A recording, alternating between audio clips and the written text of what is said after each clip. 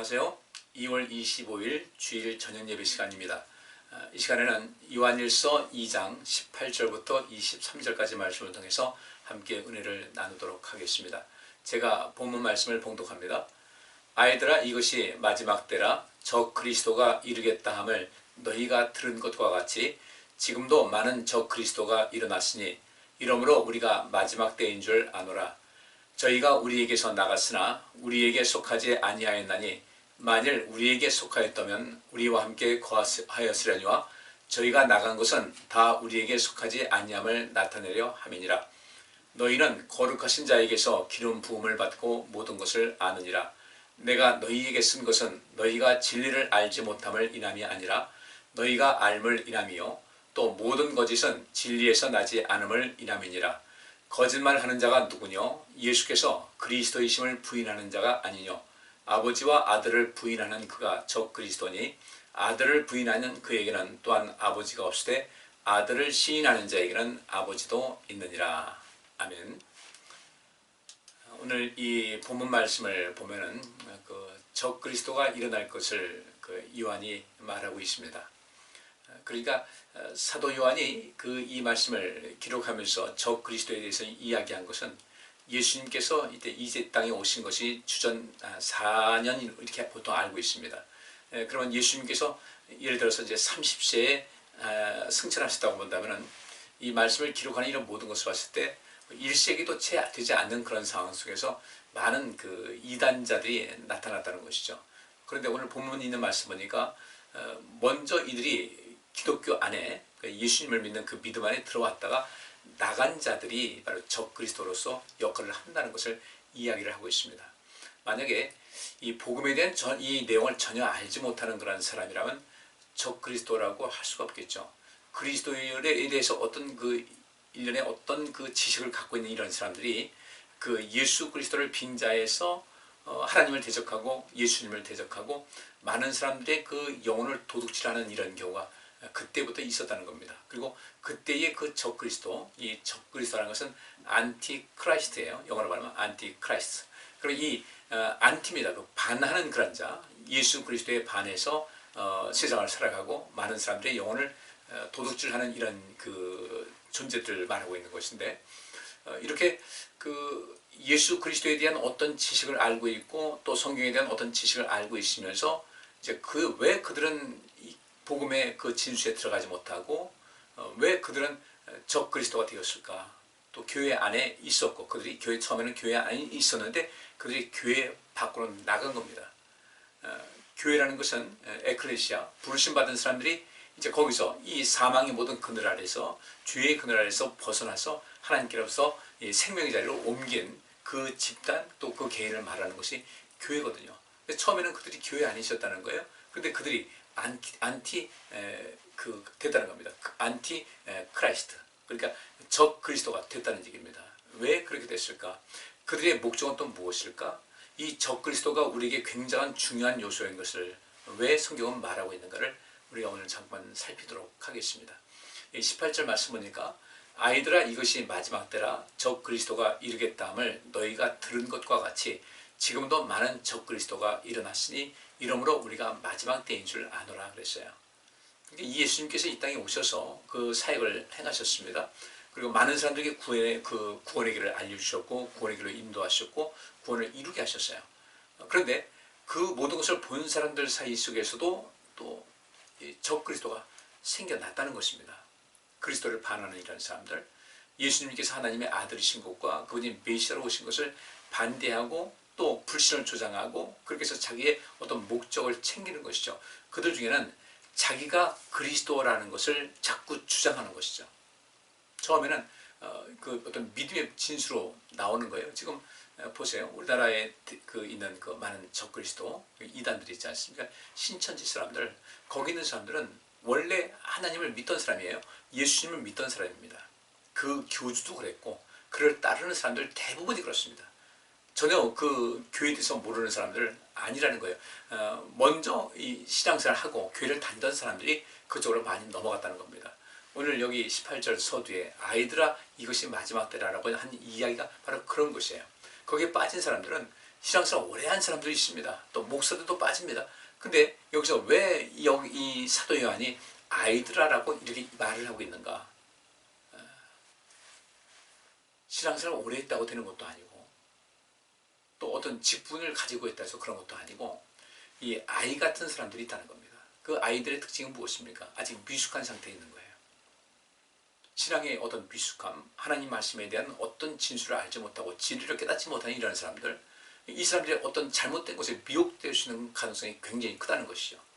그리고 이 적그리스도가 목표하는 것이 무엇이겠습니까? 그들이 처음부터 예수 믿는 사람들을 도둑질해야 되겠다 이런 것은 사실은 그것보다는 어떤 개인적인 이득을 챙기기 위한 그런 목적으로서 그들이 이제 시작이 된 거죠. 사단은 그렇게 해서 많은 사람들을 조종하게 되는 것이고, 그들은 알지도 못하는 사이에 사단의 추종자가 되고 사단을 따라 행하는 그런 모든 것이 된다는 것입니다. 이미 예수님께서 십자가에 못 박히시고 죽으시고 부활하시고 승천하신 다음에 그 초기 교회에 일찌감치 그 많은 그 이단들이 생겼어요. 특별히 영지주의자들, 육은 악하고 영은 선하다. 따라서 예수님께서 하나님의 아들이시라면 그가 이 추악하고 죄덩어리인 육신을 입고 이 땅에 오실 리가 없다는 것이죠. 그래서 예수님께서 하나님의 아들심을 부인합니다. 그리스도 하나님의 아들로 육신을 입고 오신 것을 부인하니까 그분이 그리스도이신 것도 또 부인하는 거죠. 이런 식으로 해서 하나님을 믿는 그 믿음을, 또 예수님 믿는 믿음을 자꾸 도둑질해 나가는 겁니다. 그러면 우리가 봤을 때 그런다고 해서 그냥 문제가 있겠나 라고 생각할지 모르지만, 우리는 우리 자신도 모르는 사이에 그 잘못된 것에 빠질 수 있는 가능성이 많이 있다는 거예요. 실제로 이 신천지에 다니는 사람들은 꽤나 영적인 것을 추구하면서 꽤나 어떤 영성을 추구하는 그런 사람들의 무리들이 꽤나 많습니다. 그러니까 교회에서 굉장히 열심히 있던 사람들이 그쪽으로 가 있는 사람들이 꽤 많이 있다는 거예요. 왜 그럴까? 여기 있는 대로 아이들이어서 그렇습니다. 미숙하기 때문에. 신앙의 그 모든 것이 미숙하고 모든 것을 분별할 수 있는 그런 지식도 그런 능력도 미숙하기 때문에 그렇게 아이들로서 취급되는 것인데, 사도 요한도 역시 마찬가지로 여기서 아이들아라고 하는 이 이야기는 굉장히 그 경계하는 그런 마음으로 잘못된 것에 빠지지 않도록 우리가 그 어린아이 같은 그런 모습을 갖지 말자는 거예요. 그래서 이 마지막 때가 이르게 됐는데 적그리스도가 이르겠다을 너희가 들은 것과 같이 지금도 많은 적그리스도가 일어났다. 그러므로 우리가 마지막 때인 줄 아노라라고 했는데, 이 마지막이라는 것은 우리가 어떤 시기적으로 끝판까지 다 왔다. 아직 끝나는 그 장소까지, 그 시간까지 왔다는 그런 것이 아니라, 사실 이 마지막이라는 것은 어떤 이 예수님께서 이 땅에 오심을 통해서 구원을 이루시고 또 구원의 모든 것을 완성하신 다음에 이 마지막이라는 것은 그렇게 굉장히 긴 시간을 이야기를 하고 있습니다. 그리고 우리가 요한계시록을 같이 공부하면서 알다시피 이 마지막이라고 할 때 우리 인생의 태어남부터 죽음에 이르기까지 시기가 사실 그렇게 길지는 않거든요. 근데 온 세상 역사, 태초부터 하나님께서 계셨고 영원성이 있는 것인데, 그 영원 속에 있는 것을 볼 때 우리의 인생은 굉장히 짧은 인생이에요. 그러면 우리가 이 마지막이라는 것은 사실 그렇게 멀리 있지는 않습니다. 태어나서 100년까지 사는 사람들이 그렇게 흔치 않거든요. 그러면 우리의 인생이 그 마지막 때인데, 그 마지막까지 이제 살아가는 100년, 길게 잡아서 100년 산다고 할 때 그 100년이라는 기간이 과연 얼마나 긴 것인가? 그렇게 길지 않는 것이죠. 인생을 이렇게 오래 살아온 분들은 뒤를 돌아보니까 세월이 참 빨리 주마등같이 지나갔다 하는 것인데, 이 마지막 때에 우리 인생의 종말이 다가오기 전에 우리는 그 잘못된 것에 미혹되지 않는 그런 삶을 살아갈 필요가 있다는 것을 성경은 이야기를 하고 있어요. 그러면 여기서 이 적그리스도가 일어난다고 했을 때, 그 적그리스도는 그 적그리스도의 행위를 하는 그런 사람들은 그들이 의식하든 의식하지 않든 무엇이 있겠습니까? 신천지에 빠진 사람들은요, 자기들이 잘못된 행위를 하고 있다는 것을 전혀 알지 못해요. 자기들은 오히려 진리 가운데 있다고 하는 것이죠. 왜 그렇게 되겠습니까? 그들은 잘못된 지식을 받아들였어요. 왜곡된 사고방식을 가지고 잘못된 지식을 받아들여가지고 잘못된 또 왜곡된 신념을 갖고 있습니다. 그래서 일반적으로 있는 이 모든 교회는 잘못된 것이다. 저것은 사단의 소굴이다라고 이렇게 얘기를 합니다. 자기들은 구원의 천사들이라고 하는 것이고요. 근데 그런 왜곡된 신념이 어떻게 해서 자리 잡았을까? 실상 그 뒤에는 앞에서 사람들을 조종해서 실제로 하나님을 배반하게 하는 그래서 하나님을 대적하고자 하는 사단이 가장 그 배후에 그 자리에 머물고 있다는 것이죠. 그리고 사단은 그렇게 많은 사람들이 이리저리 미혹을 합니다. 그리고 미혹을 하는 그런 과정 속에서 이단들의 특징은 사실 자기의 배를 불리는 것이 목적이에요. 이단들 그 교주들의 목적은 자기 배를 불리는 것이다. 그리고 그 다음에 그 교주가 있고 그 밑에 여러 또 나름대로 참모들이 있겠죠. 그들도 어떤 일정한 지분을 주고 자기에게 적극적으로 순종하게 합니다. 그들은 생기는 것이니까 따르는 거죠. 그리고 자기들이 하는 것이 이게 잘못된 것이라는 것을 어렴풋이나마 알고 있을 겁니다. 근데 그들은 자 눈앞에 있는 자기 이익을 위해서 그것을 애써 부정하고 또 많은 사람들 이끌어내는 거죠. 자, 보이스피싱 그 일에서 처음에는 뭐 잠깐 일해도 이런 많은 돈을 준다고 해가지고 꾸입니다. 가서 보니까 이제 그 보이스피싱을 눈치챘어요. 처음에는 굉장히 죄책감을 많이 느낍니다. 아, 이러면 안 되는데 이 돈을 잃어버린 사람 얼마나 가슴이 아플까.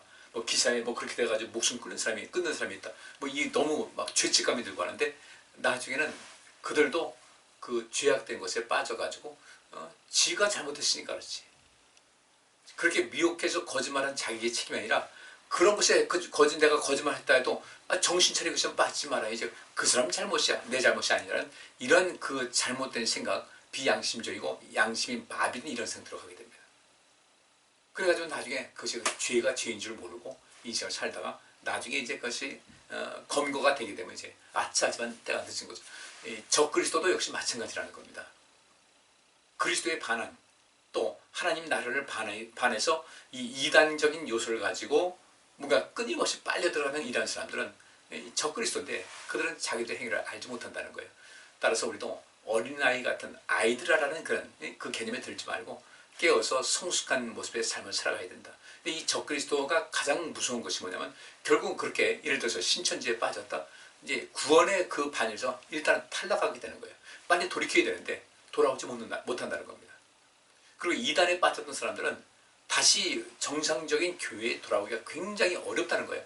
그 근본적으로 그들 심리적으로 이단에 빠지고 왜곡되고 잘못된 것에 빠질 수 있는 그런 어떤 것을 가지고 있다는 거예요. 이 신체적인 DNA가 아니라 심리적인 DNA가 거기 깔려 있다는 것이죠. 그것이 무엇일까? 봐야 돼요. 그래서 우리는 건강한 마음과 정신과 육신과 영성을 가지고 인생을 살아갈 필요가 있다. 그래야 우리 영혼이 도둑질 당하지 않습니다.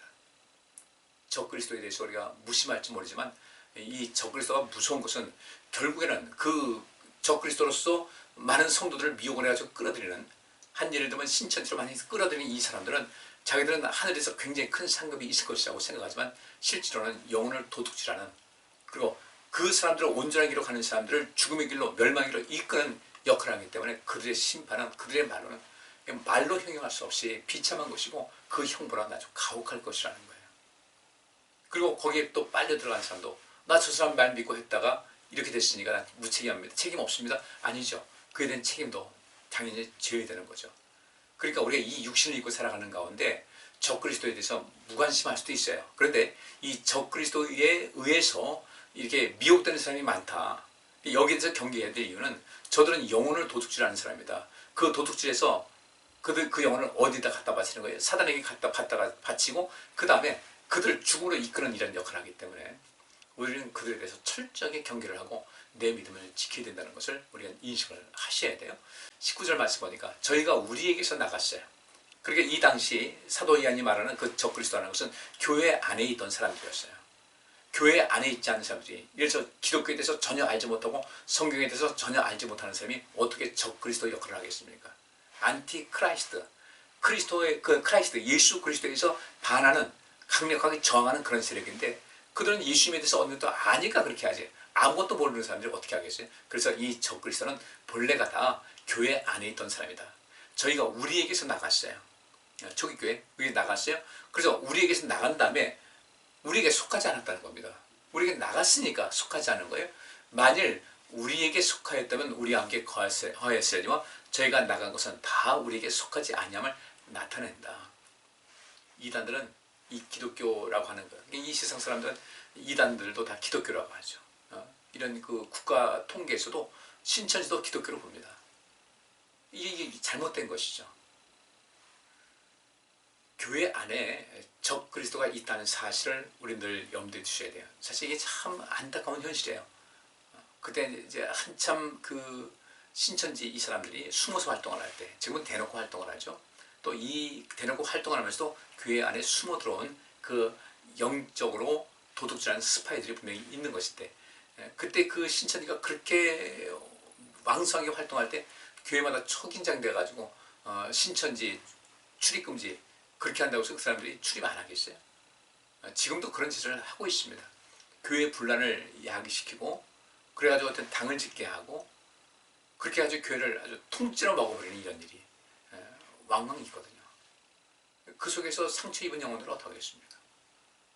깊은 관심을 가져야 되고 우리가 나도 모르는 사이에 적그리스도적인 삶을 사는 것은 아닌가를 좀 돌아보셔야 돼요. 적그리스도라는 것은 바꿔 말하면요, 그리스도 또 하나님을 뒤로 제쳐놓고 하나님의 그 모든 것이 하나님의 은혜라는 것을 알아야 되는데 그 은혜를 알지 못하고 모든 것이 자기 공로인 양 행시하면서 하나님을 믿는다고는 하지만 하나님과 상관없이 매일매일을 살아가는 사람들이 적그리스도와 거의 버금가는 그런 삶을 살아간다고 이게 알 수가 있는 거예요. 교회 안에 있는 적그리스도 20절 보니까 너희는 거룩하신 자에게서 기름 부음을 받고 모든 것을 안다. 신앙생활 잘하던 사람이 갑자기 빠져나가는 거예요. 알고 있었는데 왜 그랬을까? 신앙의 기본이 잘못되어 있었다는 것이죠. 어떤 그 무속적인 어떤 신앙적인 바탕, 자기 어떤 이 삶의 내면적인 어떤 왜곡된 어떤 사고라든지 이런 것 때문에 그런 문제가 되는데, 성경 전체를 볼 때 그 적그리스도적인 삶을 살아가는 구약 시대에는 그리스도께서는 그때 이 땅에 오시지 않았지만 하나님을 대적하는 적그리스도적인 삶을 살아가는 사람들이 굉장히 많았어요. 뭐 이스라엘 백성들 애굽에서 나와서 40년 동안 광야 생활할 때도 수도 없이 많은 그리스도, 그들은 말로는 그렇죠. 우리 하나님 믿는다고 하지만 하나님께 심판받은 고라와 그 무리들을 보세요.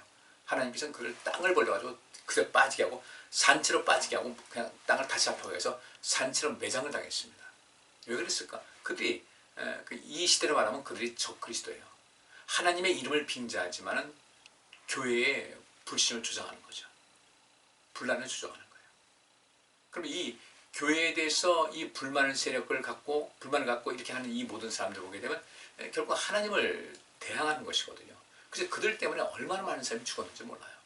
죽음으로 이끄는 겁니다. 그렇게 적그리스도와 똑같은 거죠. 구약 시대도 있었고 성경에 나오는 신약 시대도 그런 것이 있었고 그 외에도 이제 성경이 완성된 다음에도 기독교 역사 속에도 그런 사람들이 굉장히 많이 있었어요. 성도의 탈을 쓰고 종교 지도자의 그 탈을 쓰고서 그 무사람들의 그 주머니를 노리고 자기 이익을 챙기기 위해서 그들의 영혼을 도둑질하는 이런 사람들이 굉장히 많이 있었다는 겁니다.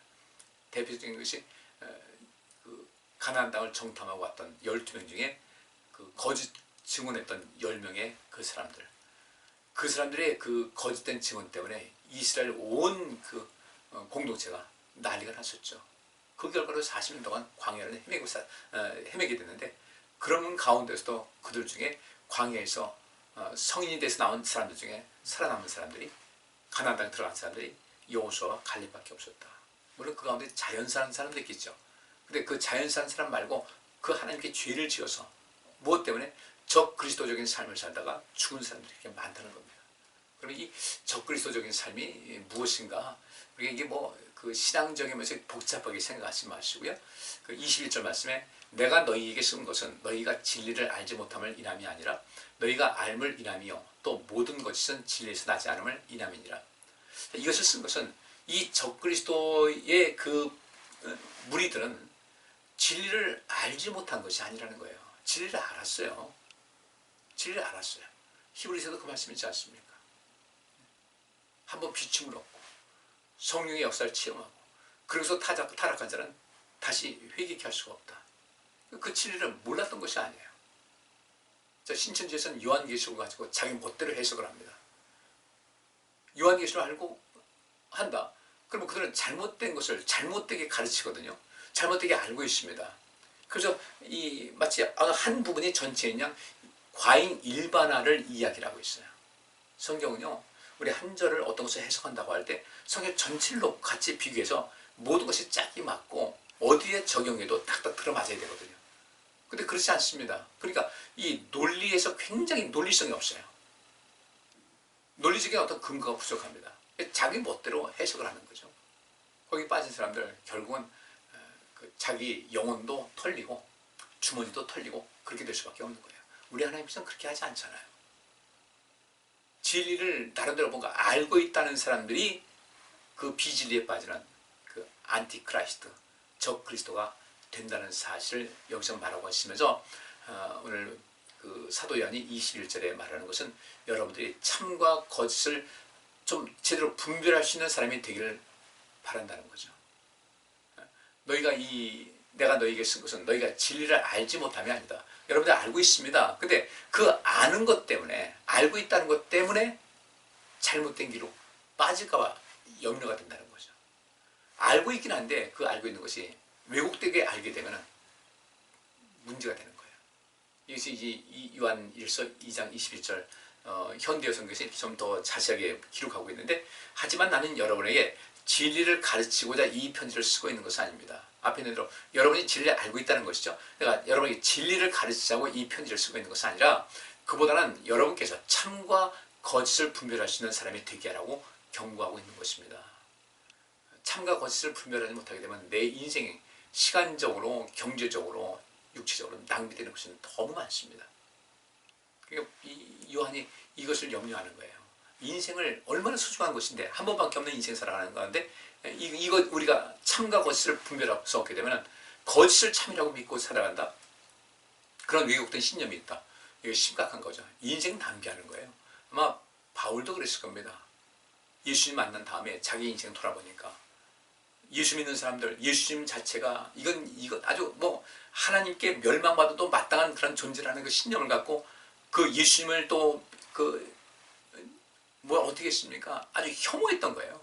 그를 따르는 사람들 역시 마찬가지예요. 혐오하고 미워하고, 전 하나님을 대적하는 사람들이니까, 그런 존재니까 죽어서 마땅하다 이런 것을 해왔는데, 그렇게 살았던 그 시간이 얼마나 아깝겠어요. 너무 안타깝겠죠. 우리도 이 참과 진리를 잘 분별할 수 있어야 되겠다. 이 세상에 특별히 이렇게 모든 것이 인터넷이라는 그런 상황 속에서 뭐 유튜브라든지 여러 가지 그 매체가 많이 있습니다. 이 속에서 이 참과 거짓을 분별할 수 있는 그런 힘을 잃게 되면요, 우리는 정말 우리 인생 너무나 많은 시간을 허비할 수밖에 없게 돼요. 많은 것을 들었을 때 참과 거짓을 딱 봐야 됩니다. 이강인 선수 뭐 지난번에 우리 아시안컵 할 때 그 손흥민 선수하고 이제 문제가 있었잖아요. 근데 어떤 유튜브 매체에서 이강인 선수가 곧 그 프랑스에 속해 있는 프로축구 거기서 PSG인가요? 거기서 이제 며칠 안에 방출시키기로 했다. 그러니까 그렇지 않아도 못 망했다고 했던 사람들이 그 유튜브를 보고 열광을 하고 막 그랬는데 나중에 보니까 아니었던 거예요. 근데 그렇게 해서 그 많은 돈을 벌어들인 거죠. 그래서 굉장히 선동적인 이야기를 합니다. 신앙도 역시 마찬가지죠. 하나님 말씀대로 가르치고 그를 온전하게 해야 될 텐데 그렇지 못하는 거예요. 그래서 우리가 정신 바짝 차리고 참과 거짓을 분별할 수 있는 그런 사람이 되어야 된다. 이 참과 거짓을 분별하기 위해서 우리가 어떻게 될 것인가? 주야로 하나님 말씀을 묵상하고 기도하면서 성경 전체를 볼 수 있는 안목을 갖고서 무엇이 참이고 무엇이 거짓인가를 분별할 수 있어야 되는데, 그건 못하게 되면 여지없이 적그리스도에게 미혹이 돼서 내 영혼이 그냥 한낱 하찮은 그런 존재가 돼서 천국에 들어가지 못하는 경우도 있다는 거죠. 지금 우리가 눈에 보이는 현상이 그렇습니다.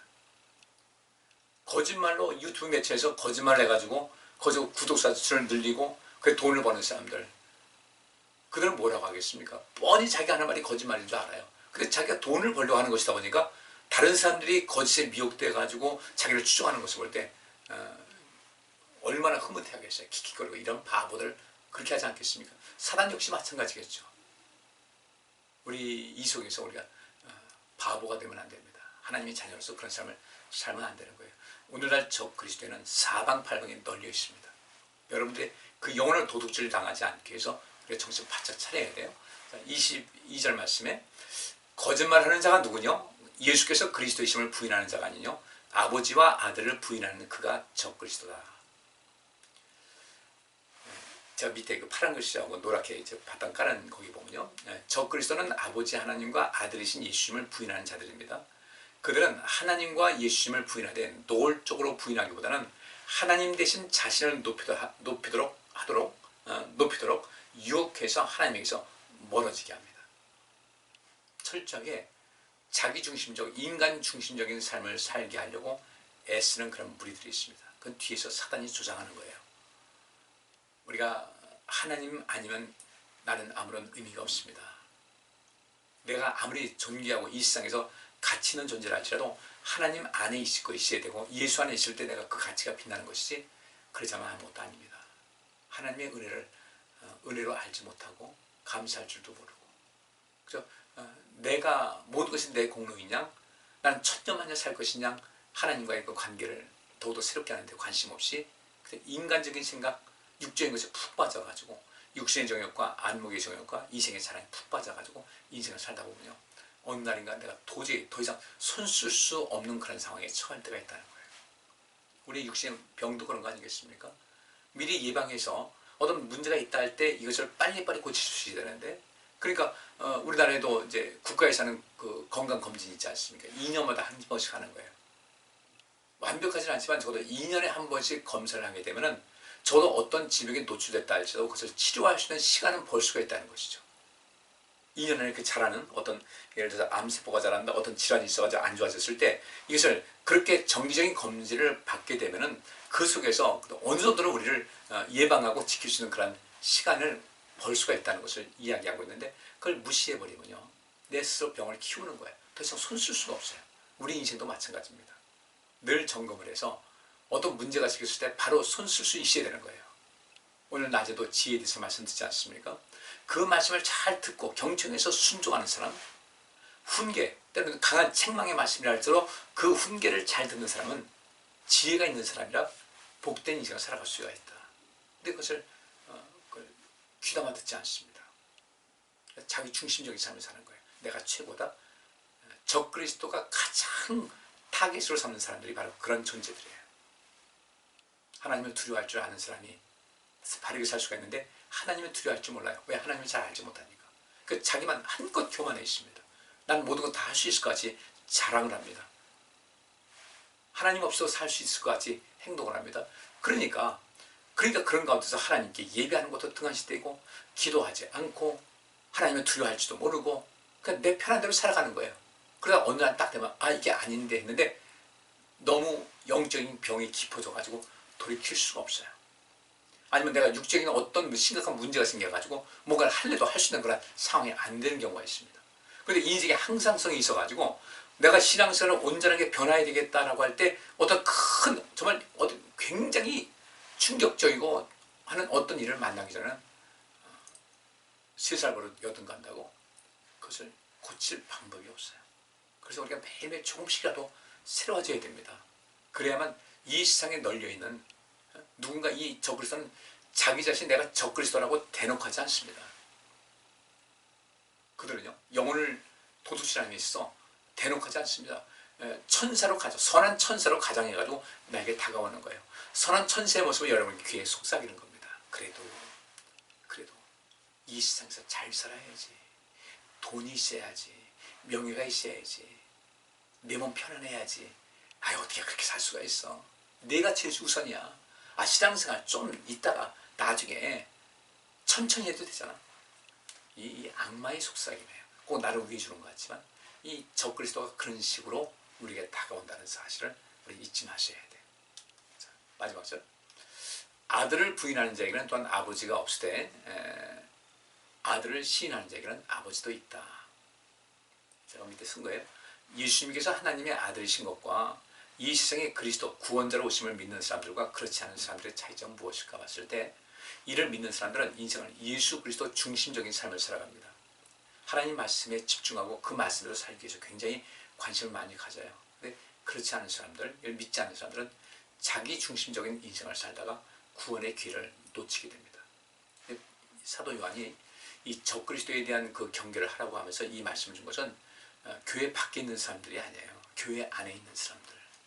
교회 안에도 적그리스도적인 그런 사고를 갖고 살아가는 그런 사람들이 있다는 겁니다. 그럼 우리 교회 안에서 공동체의 삶을 살아가잖아요. 이때 우리가 그 선한 영향력을 행사할 수 있어야 되는데 그렇지 않고 자꾸 이제 미혹되는 경우가 있어요. 하나님 중심적으로 열심으로 주님 섬기면 얼마나 좋아요. 충성을 다하면 얼마나 좋아요. 근데 그런 생각을 어떤 이유에서든지 그런 것을 놓쳐버렸어요. 그대로 살지 않습니다. 그것이 처음에는 마음이 깨름직하다가 두렵기도 하다가 나중에 살아가는데 그렇게 1년, 2년 지나도 별 문제가 없거든요. 별 문제 없으니까 문제 없네? 그러면서 쓸데없는 어떤 담대함이 생기게 됩니다. 그것이 어떤 습관으로 굳어지게 됩니다. 사고를 지배하게 됩니다. 나중에 큰일 나는 거예요. 왜? 준비가 안 됐잖아요. 달란트 비어 있는 것 같이 내가 충성을 다하지 못해서 충성하지 못해서 하나님께 갖고 갈 것이 아무것도 없는 거예요. 그러다 보니까 나중에 오른편 왼편 나눌 때 왼편을 쓸 수밖에 없다는 겁니다. 사도 요한은 오늘 이 본문 말씀에서 적그리스도에 대한 그 경고를 하고 빠지지 말라고 하는 이 강력한 경고의 말씀을 교회 안에 있는 사람들에게 하고 있는 겁니다. 즉 사도 요한은 지금 우리에게 여러분 한 사람 한 사람에게 저에게도 경고를 하고 있는 거예요. 그리고 이렇게 얘기합니다. 그리스도 중심적인 삶을 사십시오.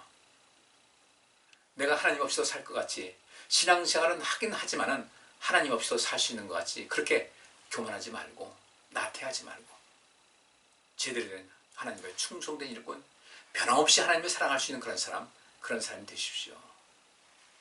이 적그리스도 곧 인간 중심적인 삶을 살아가는 것에 푹 처져 있게 되면 천국에서 영생이 보장될 수 없기 때문에 이 적그리스도와 싸우는 그런 모든 것은 우리가 나는 신천지에 빠지지 않았으니까 이 정도가 아니라 내 삶의 양식을 봤을 때 하나님을 믿지 않고 예수를 믿지 않고 나는 내 힘으로 모든 것을 할 수 있다라는 그런 오만한 마음, 교만한 마음이 내게 있다 할 때는 나는 이미 적그리스도에게 상당히 많이 오염되어 있다고 해도 과언이 아니에요. 우리 깨어있으시고요. 믿음으로 각성이 있으시고 해서 늘 주님께 사랑받고 주님과 친밀한 관계를 누리는 그런 삶을 살아갈 수 있기를 주의 이름으로 축복합니다. 기도합니다. 하나님 감사합니다. 오늘도 저에게 귀한 말씀을 주시면 감사합니다. 적그리스도는 멀리 있지 않습니다. 늘 우리 주변에 가까이 머물러 있고 적그리스도는 어떤 머리에 뿔이 달려 있고 삼시장을 갖고 있는 그런 악한 모습이 아니라 상당히 친근한 모습으로 나를 위하는 모습으로 내게 가까이 가서 아주 부드러운 말로 우리를 향해서 속삭입니다. 그 말에 그런 유혹에 빠지지 않게 해주옵시고 결국은 이 신앙의 어린아이들이 그런 적그리스도의 그런 모든 유혹에 빠지는 것인데 우리 모두가 하루속히 장성한 데까지 이르러 그리스도의 그 놀라운 분량이 충만한 삶을 살아가게 하여 주옵소서. 이 한 주간도 우리를 그렇게 지켜주시고 우리 모두가 하나님의 그 안전지대에서 평안한 삶을 살게 하여 주옵소서. 예수 그리스도 이름으로 기도하옵나이다. 아멘. 오늘 여기까지 하겠습니다. 감사합니다.